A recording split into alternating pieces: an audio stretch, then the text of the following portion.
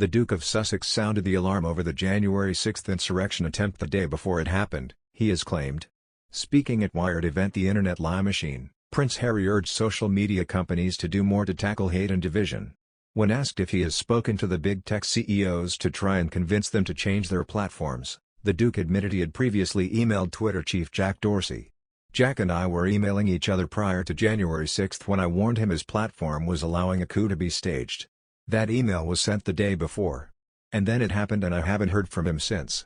The violent outburst, which saw 5 people die after Trump supporters headed to Washington, D.C. in a bid to overturn the presidential election, had been wildly preempted online.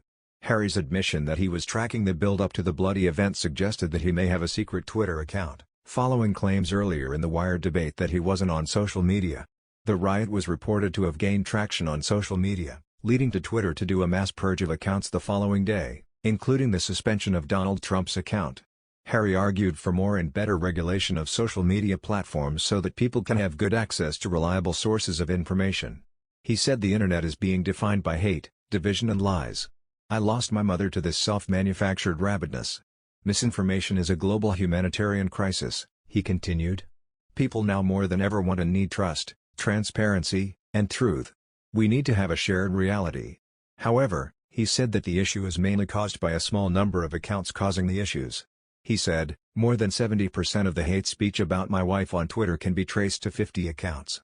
This comes after data analysis firm Bot Sentinel investigated the source of online hatred aimed at the Duchess of Sussex, finding that 70% of the original hate content came from just 55 Twitter accounts.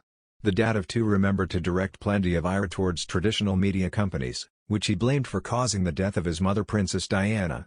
The 37-year-old said, "I lost my mother to this self-manufactured rabidness. And obviously I'm determined not to lose the mother to my children to the same thing." The Duke added, "The scale of misinformation now is terrifying." Speaking about the riots in January, the BBC's disinformation specialist, Mariana Spring, said that the riots could be traced back to Twitter. She said, "President Trump, on his own Twitter feed, amplified and suggested that this election was going to be rigged, that there was going to be fraudulent voting."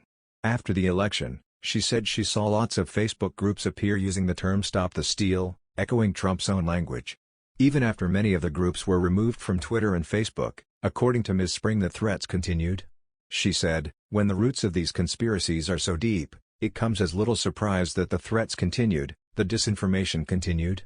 A lot of people who attended Capitol Hill felt so passionate about this, and really genuinely believe these false claims spreading online about voter fraud."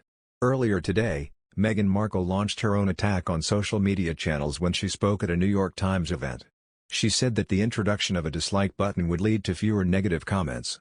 She said, "One of the things that seems like such an easy solve from my lens, if you look at Instagram for example, there's a like button and then there's comments," she said. "So if you disagree with something you have to comment on it in a really vitriolic way.